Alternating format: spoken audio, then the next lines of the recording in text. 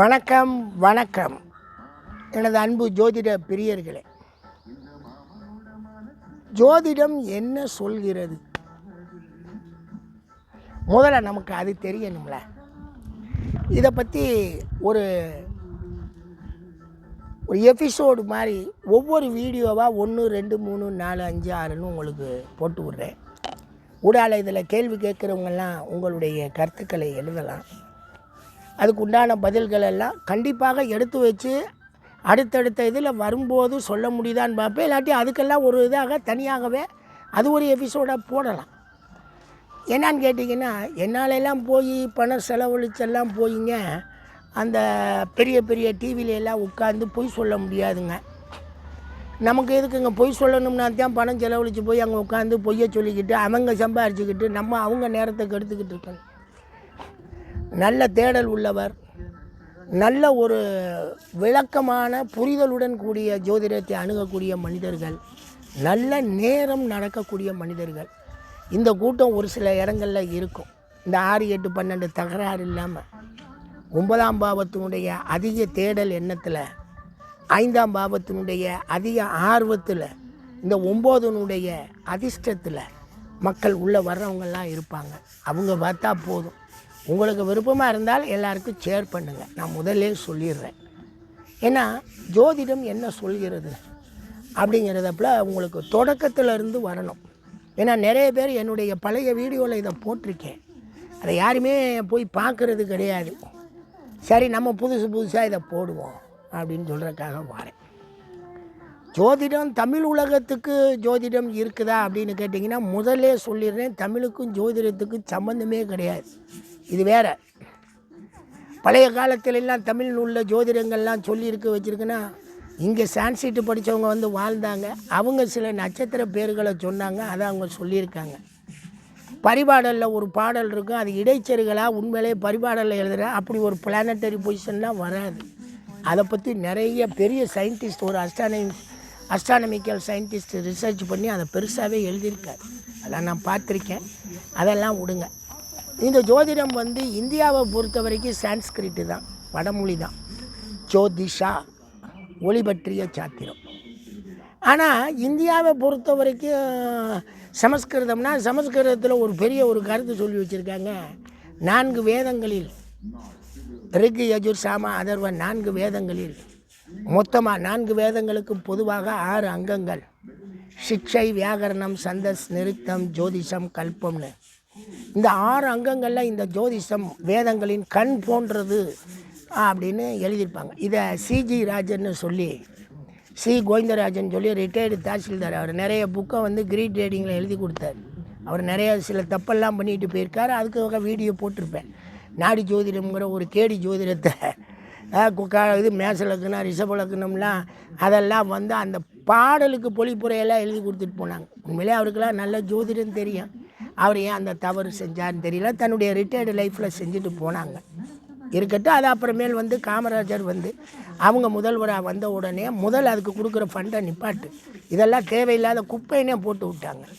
ஆனால் அது உண்மையிலே குப்பைங்கிறது நான் வந்த பின்னாடி தான் சொல்கிறேன். இந்த 100 ஜாதகம் 100 பேர் பிறந்திருந்தேன்னா அவனுக்கு, இதை வச்சு பிறக்க போகிறவனுக்கு எந்த பலனும் சொல்ல முடியாது. இது ஒரு குப்பை புக்குன்னே சொல்லி அனுப்பிச்சேன். அந்த நாடி ஜோதிடத்தை திரும்ப ரீப்ரிண்ட் போட்டு என்கிட்ட வந்து ஒருத்தர் வந்து 2010 வந்து நீங்கள் ஒரு ப்ரிப்பேர்ஸ் கொடுக்கணும்னாரு. ஏங்க, இது யாருக்குமே பயன் இல்லைன்னு சொல்லியிருக்கேங்க, நீங்கள் வேறு இதை ரீப்ரிண்ட் வேறு போட்டு கொண்டு வரீங்க, போங்க சார்னு சொல்லி அனுப்பிச்சேன். சரி, இருக்கட்டும். அந்த நாடி ஜோதிடம் தமிழில் இருக்கே, அதனால் அது ரிஷிகள் சொன்னது அப்படிலாம் கிடையாது. அந்த நாடி ஜோதிடத்தை எல்லாம் 18ஆம் நூற்றாண்டில் உருவாக்கின கோள்கள் அமைப்பை வச்சு எழுதினார். அது அந்த 18ஆம் நூற்றாண்டில் கோள்கள் அமைப்பை அப்போ தான் தமிழகத்தில் இருக்கக்கூடிய அந்த மடங்கள், சைவ மடங்கள், வைணவ மடங்கள் என்ன பண்ணுறோம், வைணவ மடம் கூட கிடையாது, சைவ மடங்களில் இருக்கிறவங்க பஞ்சாங்கத்தில் கோள்கள் நிலையை கணித்து போடுறதுக்கு உண்டான வேலையை செஞ்சாங்க. அப்படி செய்கிறப்ப அந்த பஞ்சாங்கத்தில் கோள்கள் நிலை வந்தோடனே அதை வச்சுக்கிட்டு இவங்க ஒரு பலன்களை அது ஒரு டைப்பு விட்டுருங்க. அதை நிறையா பழைய வீடியோவில் விளக்கியிருக்கேன், அது வேண்டாம். அப்போ வேதத்தில் ஜோதிடம் கண் போன்றதாக இருக்கே, ஜோதிஷா கண் போன்றது அப்படின்னே வேதத்திலேருந்து ஜோதிடம் வந்ததா? இல்லை. வேதத்தில் சொன்ன ஜோதிஷம் அஸ்ட்ரானமி, வானச்சாத்திரம். அந்த வானச்சாத்திரமும் எங்கேருந்து வந்தது? இவங்க பெயர்ச்சி ஆகி வர்றாங்க. போலன் பாஸ், ஹைபர் பாஸ்ன்னு சொல்லி கணவாய்கள் சொல்கிறீங்களே, அந்த கணவாய் வழியாக ஆப்கானிஸ்தானை வழியாக அப்படியே உள்ளே வர்றாங்க நம்ம இந்தியாவுக்குள்ளே. பாகிஸ்தான் இப்போ பிரிஞ்சது, அப்போ அதெல்லாம் இந்தியா தான். அவங்க உள்ளே வர்றப்ப அவங்க ஏற்கனவே மைக்ரேட் ஆகி வர்றாங்க. எங்கேருந்து? Indo Iranian culture. நம்ம கல்ச்சர் வந்து இண்டோ ஆரியன் அண்ட் ஆரிய கல்ச்சர்னு நம்ம சொல்லுவோம். இண்டோ ஆரியன் வந்து அந்த இந்து குஷ் மலை இன்றைக்கி இருக்கு இல்லையா, பாகிஸ்தானை ஒட்டி அந்த ஆப்கானிஸ்தானுக்கு முன்னாடி, அது அந்த மலை. இவங்க அங்கேருந்து தான் பயிற்சி ஆகி வராங்க. அவங்க வர்றப்ப அவங்க இந்த இந்த இண்டோ ஈரானியன் கல்ச்சரில் இருந்த கொஞ்சம் வானச்சாத்திரத்தை தெரிஞ்சு வர்றாங்க.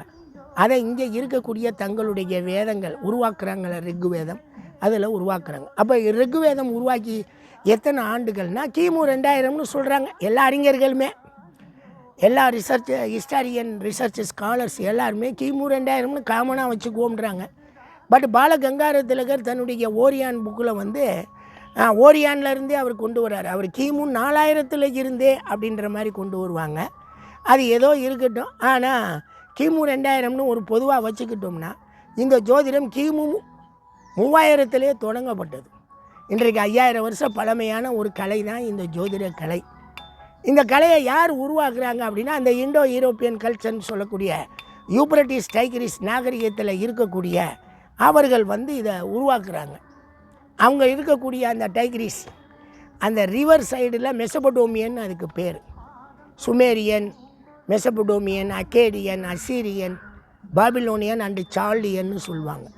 அவங்களுடைய முகத்வாரத்தில் அந்த நதியினுடைய யூப்ரட்டிஸ் டைகிரிஸ் நதியினுடைய முகத்வாரத்தில் வானத்தில் வந்து ஒரு அழகாக நிர்மலமாக ஒரு மேகமும் இல்லாமல் இருக்கிறப்ப காட்சிகள், ஒளிகளுடைய காட்சிகள் மாற மாற இவங்க கண்ணால் வெறுங்கண்ணால் கண்டுபிடிக்கிறாங்க. கோள்களுடைய சிமிட்டாத தன்மையுடைய நட்சத்திரங்கள்னு அதை உருவாக்கி சிமிட்டும் நட்சத்திரங்கள் சிமிட்டாததை கோள்களாக உருவாக்குறாங்க. அப்போ தான் ரொம்ப டிஸ்டன்ஸாக ரொம்ப மங்களாக தெரியக்கூடிய ஒரு ஆஷ் கலரில் தெரியக்கூடிய சேட்டனை கண்டுபிடிக்கிறாங்க. இதில் இருந்து வரக்கூடிய ஒளிகள் அத்தனையுமே நமக்கு தீங்கு தருங்கிற அடிப்படையை அது த காட் ஆஃப் சின்னுன்னே வச்சுருவாங்க. அது பாவத்தின் கடவுள்லேயே கொண்டு போவாங்க. அவன் ஒரு பாவியாக மாற்றுவாங்க சனியனை அந்த கலரை வச்சு. சார் உண்மையிலேயே வேறு எதை வச்சும் கிடையாது. ஒளி ஏன் ஒளி பற்றிய சாத்திரம்னா சூரிய ஒளியை வாங்கி காஞ்சிடுறோம், சந்திர ஒளியை வாங்கி குளுமையாக இருக்கிறோம். அப்போ ஒளிகளுக்கு தன்மை இருக்குங்கிற அடிப்படையில் சால்டியர்கள், அவர்களுக்கு முன்னாடி பாபிலோரியல்னு அவங்களுக்கு பேர் இருக்கலாம். இன்றைக்கி சிரியான் நாடு இருக்கு இல்லையா, அதுக்கு பேர் தான் அசிரியர்கள். அவங்கெல்லாம் உருவாக்குறது தான் இதை வந்து அந்த ஆஷ் கலர்லேருந்து வரக்கூடிய ஒளிகள் துன்பத்தை தரும். ரொம்ப பிரைட்டாக இருக்கக்கூடிய குருட்ட இருந்து வரக்கூடிய ஒளிகள் வந்து நமக்கு நன்மை தரும். புதன்கிட்ட இருந்து வரக்கூடிய தன்மைகள் நன்மையும் தீமையும் கலந்த ஒரு எழுத்து நாபு அப்படின்வாங்க. அதே மாதிரி உங்களுக்கு சூரியனை வந்து நல்லா பிரைட்டு வந்து அரசன் அப்படின்னு சொல்லி குருவை வந்து மார்த்தூக்குன்னு சொல்லுவாங்க. கோள்களுக்கு தலைவன் அவன், கோள்களின் தலைவன் அப்படின்ற மாதிரி இப்படிலாம் நிறையா அவங்க குணங்களை கொடுத்து வந்த அமைப்பில் அவங்க தான் பெரிய சூரிய சுற்றுமுறையெல்லாம் கண்டுபிடிச்சிருக்காங்க அந்த காலத்தில். அதுக்கெல்லாம் நிறையா ரெக்கார்டு இருக்குது, சயின்டிஃபிக்கு ரெக்கார்ட்ஸ் எல்லாம் நிறைய அஸ்ட்ரானமர்ஸ் நிறைய பேர் வச்சுருக்கிறாங்க. அது வந்து அவங்களால முடிஞ்சதுன்னா எந்த எக்யூப்மெண்ட்டும் இல்லாமல் வெறும் ஒன்றா பொறுத்திருக்கணும். காலம் வர்ற வரைக்கும் காத்திருந்து ஒவ்வொரு மாற்றத்தையும் எழுதி வச்சு அது தன்னுடைய வாரிசுகளுக்கு சொல்லி அது வரும். 1800 ஆண்டுகள் மொத்தமாக யோசித்து கண்டுபிடிச்செல்லாம் சூரிய சுற்றுமுறைகளெல்லாம் உருவாக்குனதாக சயின்டிஃபிக் புக்கிலெல்லாம் நிறைய வாசிக்க முடியுது. அப்பேற்பட்ட அமைப்பில் பலன்கள் கூறக்கூடிய அமைப்பாக ஒரு பக்கம் அஸ்ட்ரானமியாக அதை பார்த்தாலும் பலன்கள் கூறக்கூடிய அடிப்படையாக தான் அந்த இது உருவாக்குனது. இந்த ஜோதிடம் என்ன சொல்லுதுறான்னா வானச்சாத்திரத்தின் அடிப்படையில் பலன்களை பார்க்கக்கூடிய அடிப்படையில் தான் இதை நாங்கள் உருவாக்கணும்னு சொல்லி அது உருவாகுது. அதனால தான் த கிரேட் நம்மளுடைய கலீல் அவங்க ஹெப்லர் எல்லாருமே அஸ்ட்ராலஜர் தான். அவங்க விதிகளை உருவாக்கி மாற்றின உடனே அஸ்ட்ரானமியை டெவலப் பண்ணி சில விதிகளை மாற்றினோடனே அவங்க அஸ்ட்ரானமர்னு நம்ம சொல்கிறோம். பட் அன்றைக்கெல்லாம் எல்லாருமே அஸ்ட்ராலஜர் தான். அதனால் அந்த அஸ்ட்ராலஜி அதனால தான் அன்னைக்கு இவங்க சொன்னதெல்லாம் அந்த அஸ்ட்ராலஜி அப்படிங்கிறது வந்து லாஜி அப்படிங்கிறது வந்து லாஜிக்குங்கிறது பெரிய விஷயம், விஞ்ஞானத்தின் விஞ்ஞானம். அதை நாங்கள் ஒரு பாடமாக கூட படித்தோம். அப்படிங்கிறப்ப அது வந்து சயின்ஸ் பேஸர். 2 × 2 4 தான், வேறு மேலேயும் கீழேயும் போகாது. பயாலஜி, ஜுவாலஜி அப்படின்னா அந்த லாஜி. ஆனால் இங்கே அஸ்ட்ராலஜிக்கு அது வந்துச்சுன்னா அஸ்ட்ரானமியாக தனியாக அன்றைக்கி உருவாக்கலை. 15th century 15ஆம் நூற்றாண்டில் தான் அஸ்ட்ரானமியை தனியாகவே பிரிச்சிடுறாங்க, பிரித்து எடுத்துடுறாங்க. அஸ்ட்ராலஜி என்ன சொல்லிடுறாங்க, அஸ்ட்ரானமி போட்ட குழந்தை முட்டாள் குழந்தை அஸ்ட்ராலஜின்னு அஸ்ட்ரானமி சொல்லிட்டு போயிடுச்சு. இன்றைக்கி அஸ்ட்ரானமி உலகத்தில் ஜோதிடர்னு சொன்னால் மரியாதை கிடையாது. அவங்களுக்கு என்ன தெரியும், நாங்கள் பலன் சொல்கிறோம் அவ்வளவுதானே. அந்த மூமெண்ட்டுக்கு அந்த அந்த ஒலிகளுக்கு பலன்களை தொடக்கத்தில் கண்டுபிடிச்சோம், இன்றைக்கும் சொல்கிறோம். அது நடக்குதுல்ல, நடக்கலைன்னா இன்றைக்கு வரைக்கும் அது உயிரோடு இருக்குமா? நடக்கிறதுனால தானே அது உயிரோடு இருக்குது. அதனால் அது அப்படியே போகுதுன்னு வைங்க, அது ஒரு பக்கம் போகட்டும். இந்த ஜோதிடம் என்ன செய்கிறேன்னா 3000 கிமு 3000லேருந்து தொடங்கப்பட்ட ஜோதிடம் கிமு 2000 மைக்ரேட் ஆன அந்த இண்டோ ஆரியன்னு சொல்லக்கூடிய Indo European, Indo Iranian, Indo Aryan, தென் ஆரியன் அந்த குரூப் அவங்க அதை எடுத்துகிட்டு நேராக வந்து இங்கே இருக்கக்கூடிய இதில் வந்து ஜோதிஷான்னு சொல்லக்கூடிய அஸ்ட்ரானமி பாயிண்ட்ஸு சில சொல்கிறாங்க. வேதகால முகூர்த்தங்கள்னு சில டைமுங்கள்லாம் சொல்கிறாங்க. முகூர்த்தங்களுக்கு பேர் வச்சு 30 மவுகூர்த்தங்கள் ஒரு நாளைக்கு பகலிரவு கொண்ட ஒரு நாளைக்கு 30 மவுகூர்த்தங்கள்னு மவுகூர்த்தங்களுக்கு பேர் வச்சு அதில் நல்லது கெட்டதெல்லாம் வச்சு சடங்குகள் இயற்றினதாக வரலாறு. என்ன சடங்கு இயற்ற போகிறாங்க? டெய்லியோ அல்லது வாரத்திலையோ எப்படியோ பசுவை அடித்து போட்டு ஓமக்குண்டை நடத்தியே ஆகணும். அந்த குரூப்பு அந்த வேதங்களுக்கெல்லாம் கடவுளர்களுக்கு இன்றைக்கு வரைக்கும் கோயில் கிடையாது. வேத கடவுளர்களுக்கு கோயில் இல்லாத ஒரே ரிலீஜன் வேத ரிலீஜன் தான். அது நீங்கள் இன்றைக்கி இந்து சமய வேதம் சொல்கிறீங்க இல்லையா, அவங்களுக்கெல்லாம் இன்றைக்கி வரைக்கும் கோயில் கிடையாது. லிங்க கோயிலெலாம் சைவ கோயில், ராம கோயிலெல்லாம் வைணவ கோயில். அப்போ இந்து கோயில் எங்கே? அந்த வேதத்தை சொல்லக்கூடிய மந்திரங்கள் அதெல்லாம் நடுவில் ஒரு ஹோமகுண்டத்தை போட்டு பசுமாட்டை இறக்கணுங்க, பலி கொடுக்கணுங்க. அது இம்சை சமயமுங்க. சரி, ரைட். அவங்களில் ஒரு பார்ட்டாக இந்த முகூர்த்தங்களை அது இது கண்டுபிடிக்கிறதுக்காக சொல்லப்பட்ட விஷயம். பிற்காலத்தில் கிட்டத்தட்ட நமக்கு தெரிஞ்சுங்க யவன தாட்சிகம் அப்படின்லாம் சொல்கிறாங்க. இது கிரேக்கத்தில் இருந்து ஜோதிடம் ரெடி ஆயிடுச்சு அப்படின்னு. ஏன்னா பாபிலோனியன் அவங்கள உருவாக்கினப்போ அந்த ஜோதிடத்தில் இவங்க மைக்ரேட் ஆகி 2000 இங்கே வந்து இவங்க அந்த அஸ்ட்ரானமியோடு நிற்கிறாங்க. யார்? இந்து வேதாஸ். ஆனால் அங்கே இருக்கிறவங்க கொஞ்சம் கொஞ்சமாக கண்டுபிடிச்சி பலன்களை உருவாக்கினப்ப கிமு 537 பாபிலோனியன் கிங்டம்மை அடித்து நொறுக்கிட்டு கிரேக்கர்கள் அவங்கள பூரா கூட்டிகிட்டு போயிடுறாங்க கிரேக்கத்துக்கு.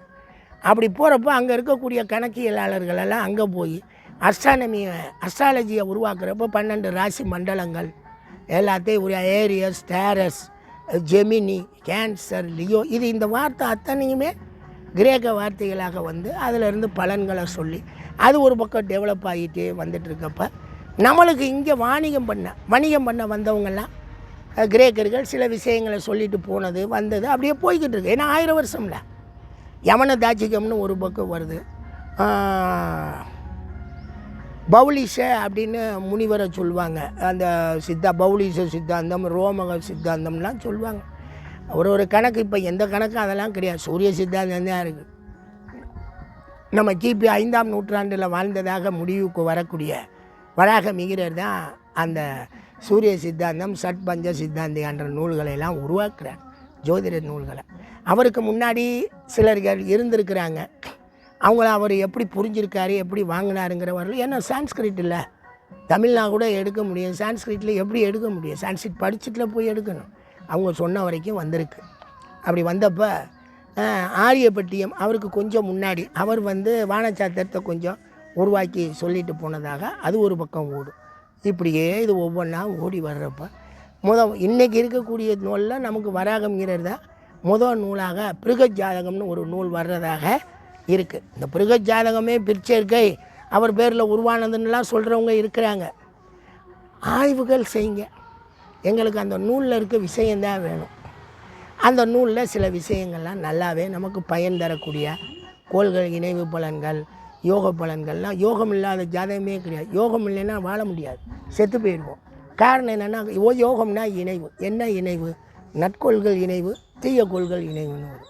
அந்த இணைவுகளுக்கு உண்டான பலன்களை நம்ம அனுபவிச்சு தான் ஆகும். அதெல்லாம் நமக்கு வருதுங்க. இப்படி வர்றப்போ அங்கேருந்து மைக்ரேட் ஆகுதுங்க. எங்கேருந்துங்க? இண்டோ இரானியன் கல்ச்சர்லேருந்து, அந்த சிவிலைசேஷன்லேருந்து மைக்ரேட் ஆனது தாங்க இந்தியன் அஸ்ட்ராலஜி. வராகமிகிரர் தொடக்கத்தில் வர்றாருங்க. என்ன சொல்ல வர்றார்? அந்த தொடக்க நூலை அதுவாகவே வச்சுக்குவோம். அவர் பிருகத் ஜாதகத்தையே எடுத்துக்குவோம். அவர் பிருகத் சம்ஹிதான்னு ஒரு சூப்பர் புக்கு போட்டிருப்பார். அந்த பிருகத் சம்ஹிதாவில் ஓமன் அப்படின்னு சொல்லி இந்த சகுன பலன்கள் இருக்கு இல்லையா, ஃபஸ்ட் கிளாஸான ஒர்க்குங்க. அது சவுண்டு நம்ம நடந்து போகிறப்போ ஒரு குருவியினுடைய சவுண்டு, அந்த சவுண்டினுடைய அலர்ஜி என்ன, அது அது இப்படி கற்றுனா என்ன செய்யும், என்ன வருது, அப்படி கற்றுனா எத்தனை சகுன அந்த ஓமன் சகுனங்களை சொல்லியிருப்பார். அதை பற்றியெல்லாம் இனிமேல் ஒவ்வொன்றா உங்களுக்கு இதில் சொல்ல போகிறேன். என்ன ஜோதிடம் என்ன சொல்கிறது, நம்ம அங்கேருந்து வந்ததை நான் உங்களுக்கு சொல்லிட்டேன். வெறும் கண்ணால் கண்டுபிடிச்சது தாங்க அஸ்ட்ராலஜி. அந்த அஸ்ட்ராலஜியில் கோள்களுக்கு வந்து பலன்களை அதனுடைய கலரை வச்சு தாங்க இவங்க உருவாக்குனது. இது கெட்ட கோள், இது நல்ல கோள். ரெட்டாக இருக்கும் மார்ஸ், அதனால் அவன் தீயவன் கொடியவன். ராகு கேதுங்கிற பிளானட்டெல்லாம் இப்போ வந்ததுங்க. ராகுங்கிறது வந்து உங்களுக்கு இதுங்க எக்லிப்டிக் பாயிண்ட்டுங்க, இப்போ கிரகண அமைப்பு. கேதுங்கிறது காமட்டுங்க. கேதுங்கிறது வந்து வால் நட்சத்திரத்துக்கு பேது தாங்க கேது. கேதுன்னா புகைங்க. வால் நட்சத்திரம் வந்து புகை போய்கிட்டே இருக்கு இல்லையா, அதனால் அதுக்கு பேர் காமட்டு. இன்றைக்கி கேதுவை ஒரு பிளானட்டாக்கி ராகுவை ஒரு பிளானட்டாக்கி இந்த எக்லிப்டிக் பாயிண்ட்டையும் சுத்த விட்டதுனால அந்த பராசர ஓரா சாஸ்திராங்கிற அதில் விம்சோத்திரி திசாவில் கேதுக்கு 7 வருஷமும் ராகுக்கு 18 வருஷம் கொடுத்து மொத்தம் விம்சோத்திரின்னா 120 ஆண்டுகள். இந்த 120 ஆண்டுகள் மகாதிசை கொண்டு வந்ததுனால இந்த ராகு கேதுக்கு உண்டான பலன்கள் போதும். பட் ராகு கேதுங்கிற பிளானட்டெல்லாம் கிடையாதுங்க மேலே. இது ஒரு புள்ளி, கிரகண புள்ளிகளை ஏற்படுத்தக்கூடியது. இதையும் ராகு கேதுவாக்கி பலன் சொல்கிறோம். இருக்கட்டும், இதெல்லாம் எப்படி வருது, ஒவ்வொருத்தரும் என்ன சொல்கிறாங்க, என்னதான் சொல்லுது ஜோதிடம் அப்படிங்கிறத இனிமேல் கொஞ்சம் கொஞ்சமாக பார்ப்போம். நானும் உங்களுக்கு சொல்ல கடமைப்பட்டிருக்கேன். என்னுடைய வாழ்க்கையில் எல்லாத்தையும் சொல்லிட்டு போகணும், நானும் சொல்கிறேன். ரொம்ப நன்றிங்க. இது வரைக்கும் நீங்கள் என்னுடைய வீடியோவை காது கொடுத்து கேட்டதுக்கு நன்றி. உங்களுடைய சந்தேகங்கள் எதுவாக இருந்தாலும் எழுதுங்க. இதில் வந்து ஜோதிடம் என்ன சொல்கிறதுங்கிறது பல விஷயங்களை பேச போகிறோம். பல விஷயங்களை உங்களோட சேர்ந்து நானும் பேசுகிறேன். எனக்கு தெரிஞ்சதை நான் உங்களுக்கு சொல்கிறேன். சப்போஸ் உங்களுக்கு ஏதாவது நீங்கள் வேறு மாதிரி தெரிஞ்சிருந்தீங்கன்னா அதை கூட கமெண்டில் போடுங்க. யாரும் திட்டி எழுதாதீங்க. இது அறிவுக்காக இந்த உலகத்துக்கு விட்டுட்டு போகணும். ஜோதிடம் என்ன சொல்கிறது தமிழகத்தில், ஏன்னா நான் தான் பேராசிரியர், முதல் பேராசிரியர். ஏன்னா ஒவ்வொருத்தரும் என்ன சொல்லுவாங்க, அவர் பெரிய ஜோதிடர், இவர் பெரிய ஜோதிடர், அது ஜோதிடர். இருக்கட்டும், எந்த ஜோதிடனும் பரிகாரங்கிறத ஒன்று சொல்லாமல் இருந்தான்னா அவன் தான் உண்மையிலே ஜோதிடர். அந்த பரிகாரம் சொல்லாத ஜோதிடர் இந்தியாவில் எங்கே இருந்தாலும் சரி அவரை சொல்லுங்கள், அவரை போய் நான் வணங்குறேன். இந்த கோயிலுக்கு போங்க சரியாயிரும், இந்த முகமம் பண்ணுங்க சரியாயிரும் அப்படின்னு சொல்லியிருந்தாங்கன்னா they are not an astrologer, they are half baker தான், அறவேக்காட்டு ஜோசியர்கள் தான். அது கிடையாது, ஜோதிடத்தில் அது கிடையாது. யாருமே சொல்லலை. வராகமிகிரர் பிருகத் ஜாதகத்தில் எங்கேயாவது பரிகாரத்தை பேசியிருப்பார், அது சொல்கிறாரு. இல்லை இந்த கோயில் அவர் வாழ்ந்த காலத்தில் தான் கோயில் இருந்துச்சு. அந்த சைவ கோயில்களும் வைணவ கோயிலும் 5ஆம் நூற்றாண்டில் ஏது கோயில், 7ஆம் நூற்றாண்டுக்கு பின்னாடி தானே கோயில். அதுக்கு முன்னாடி சமண கோயில் தானே இருந்தது, பௌத்த விகாரு பௌத்த கோயில் தானே இருந்தது இந்தியாவில். இந்த இந்து மத வேத மதத்தான் கோயிலே கிடையாது. அவர்கள் நாடோடிகள், அவர்கள் இடம்பெயர்ந்து கொண்டே இருக்கக்கூடியவர்கள். அவர்கள் எப்படி நின்று சாமி கும்பிடுவாங்க?